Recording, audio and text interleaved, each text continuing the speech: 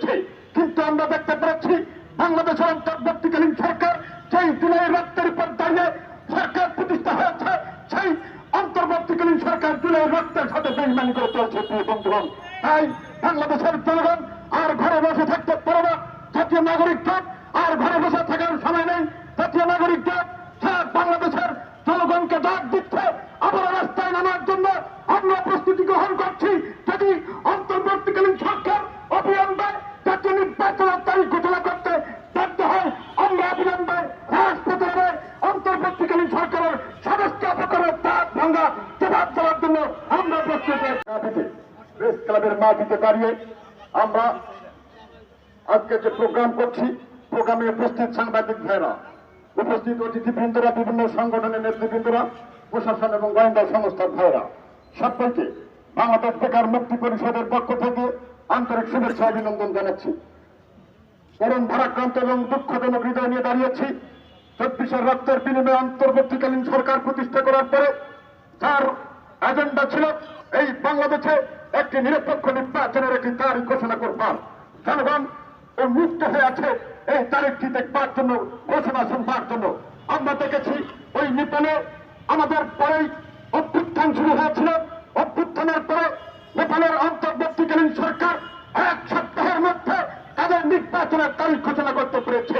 কিন্তু আমরা দেখতে পেরেছি বাংলাদেশের অন্তর্বর্তীকালীন সরকার সেই জুলাই রক্তের উপর দাঁড়িয়ে সরকার প্রতিষ্ঠা হয়েছে, সেই অন্তর্বর্তীকালীন সরকার জুলাই রক্তের সাথে বেইমানি করে চলছে। প্রিয় বন্ধুগণ, তাই বাংলাদেশের জনগণ আর ঘরে বসে থাকতে পারে না। জাতীয় নাগরিক জোট আর ঘরে বসে থাকার সময় নেই। জাতীয় নাগরিক জোট সারা বাংলাদেশের জনগণকে ডাক দিচ্ছে আবার রাস্তায় নামার জন্য। আমরা প্রস্তুতি গ্রহণ করছি। যদি অন্তর্বর্তীকালীন সরকার অবিলম্বে জাতীয় নির্বাচনের তারিখ ঘোষণা করতে ব্যর্থ হয়, আমরা অবিলম্বে রাজপথে অন্তর্বর্তীকালীন সরকারের সদস্য অপকরের দাঁত ভাঙ্গা জবাব দেওয়ার জন্য আমরা প্রস্তুত আছি। বন্ধুগণ, সাংবাদিক সাথী বন্ধুগণ, সকলের সুস্বাস্থ্য এবং দীর্ঘায়ু কামনা করে আমি আমার সংক্ষিপ্ত বক্তব্য এখানে শেষ করছি। দেখা হবে বিজয় রাস্তায় সফলতার গল্প নিয়ে। ধন্যবাদ। সেলুট সবাইকে।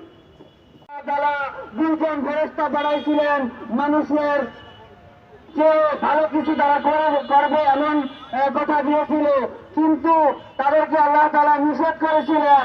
অতঃপর তাদের জবরদস্তির পরে তাদেরকে দুনিয়াতে প্রেরণ করা হয় এবং তারা উভয়ে একটি সামান্য একটি মেয়ের নামে পড়ে দর্শকের রূপান্তরিত হয়।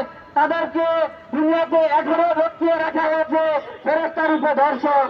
আজকে আপনারা দেখবেন আমরা জুলাই অভ্যুত্থানের পর যে আশা আকাঙ্ক্ষা নিয়ে এই সরকারকে বসিয়েছিলাম, প্রধান উপদেষ্টা ইউনূসকে বসিয়েছিলাম, সেই ইউনূস আজকে সারা বাংলাদেশের আনাচে কানাচে আমাদের মা বোনরা ধর্ষিত হচ্ছে। সারা বাংলাদেশে গুম খুন দর্শনের রাজত্ব কায়েম হয়েছে।